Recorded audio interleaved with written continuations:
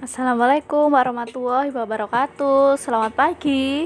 Gimana kabarnya hari ini? Semoga sehat selalu untuk kita semua ya. Tetap di rumah, tetap jaga kesehatan dan semangat belajar meskipun kita belum bisa bertatap muka secara langsung. Oke, sebelum kita memulai pembelajaran, silakan kalian berdoa terlebih dahulu agar nanti kita diberi kemudahan dan kelancaran saat proses belajar mengajar. Setelah kalian berdoa, jangan lupa absen dulu di kolom komentar di Edmodo yang sudah diinfokan tadi ya.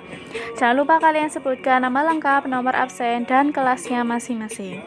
Setelah kalian absen, kalian bisa persiapkan buku-bukunya mulai dari buku LKS, buku paket, dan buku tulisnya masing-masing.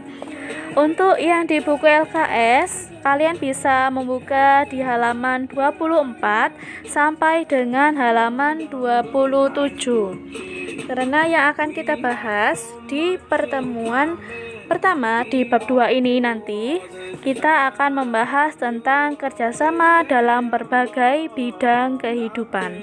Jadi kalian sambil menyimak video ini, kalian bisa menyimak dan membaca di buku LKS kalian halaman 24 sampai dengan halaman 27.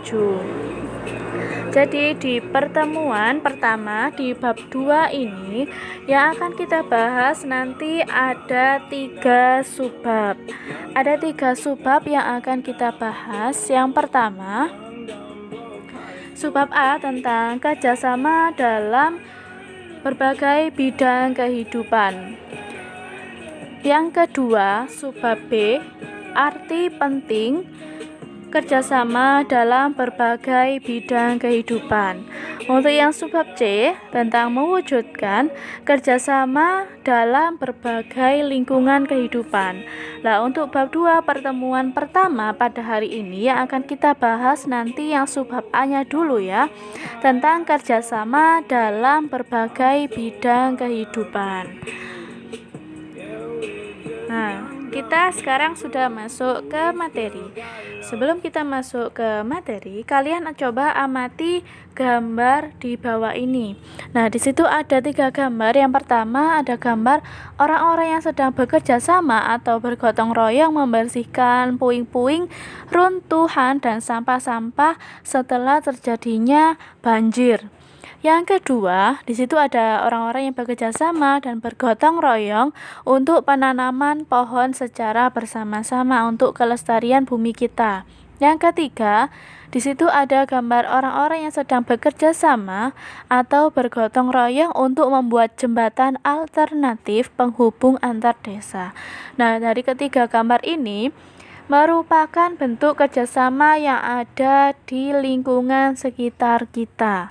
Apakah kalian pernah melakukan kerjasama atau gotong royong seperti yang ada di gambar di bawah ini?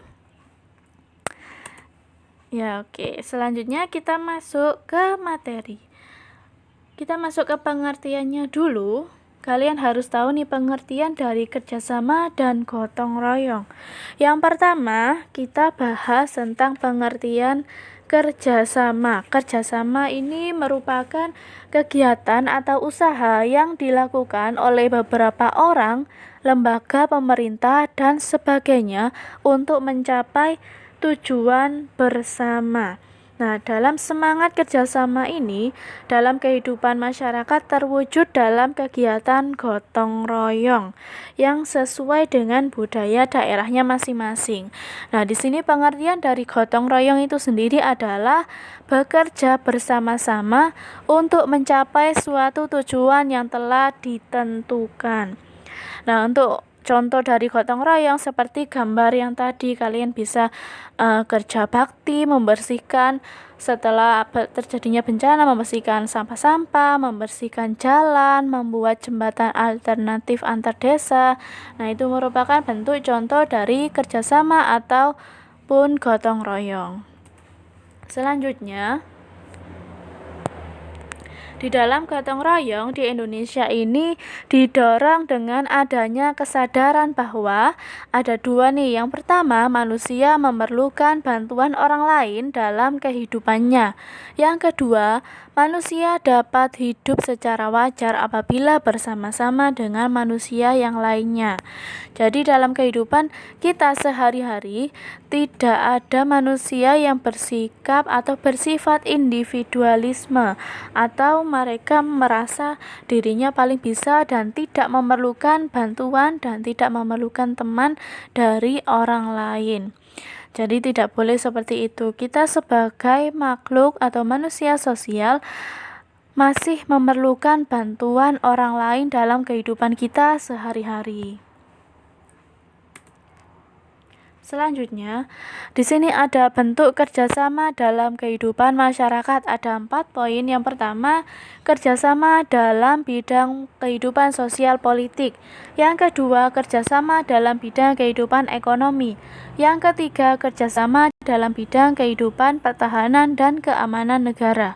Yang keempat, kerjasama antar umat beragama. Ya, nanti akan kita bahas satu persatu bentuk kerjasama dalam berbagai bidang kehidupan ini tadi. Untuk yang pertama, yang kita bahas adalah kerjasama dalam bidang kehidupan sosial politik. Nah, pelaksanaannya ini tercermin dalam proses pengambilan keputusan di lembaga-lembaga negara dan organisasi kemasyarakatan dengan cara musyawarah untuk mufakat. Nah, jika kalian lihat gambar di samping, di situ ada contoh, ada gambarnya mereka sedang melakukan musyawarah adat di daerahnya masing-masing. Selanjutnya, yang kedua, bentuk kerjasama dalam bidang kehidupan ekonomi. Nah, kehidupan ekonomi kerjasama dapat digambarkan pada pasal 23A UUD Negara Republik Indonesia tahun 1945. Nah, nanti kalian bisa buka di UUD-nya masing-masing. Kalian bisa buka di pasal 23A UUD Negara Republik Indonesia tahun 1945. Nah, di sebelahnya di sini ada contoh kerjasama dalam bidang kehidupan ekonomi seperti rapat anggota tahunan tahun buku 2014.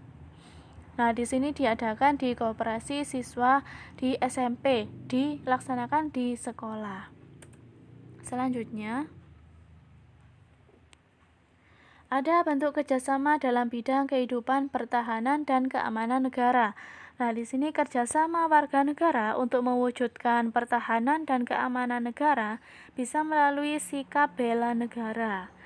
Nah, jika kalian lihat gambar di sampingnya, di situ ada contoh pembentukan kader bela negara bisa melalui pembinaan kesadaran bela negara. Selanjutnya yang keempat, bentuk kerjasama antar umat beragama. Nah, kemarin kita sudah membahas ada 6 agama yang diakui oleh pemerintah di Indonesia. Nah, dengan adanya berbagai perbedaan agama ini, kita harus saling menghargai dan saling menghormati. Nah, begitu pula dengan kerjasama.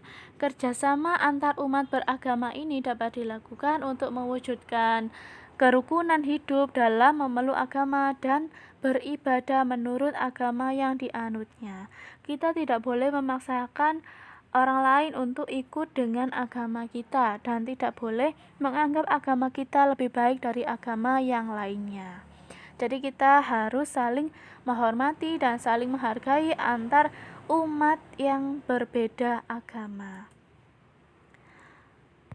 Nah, itu tadi pembahasan di bab 2 pertemuan pertama kita. Jika ada pertanyaan, bisa kalian tulis di buku tulis dan nanti bisa ditanyakan di akhir pembelajaran.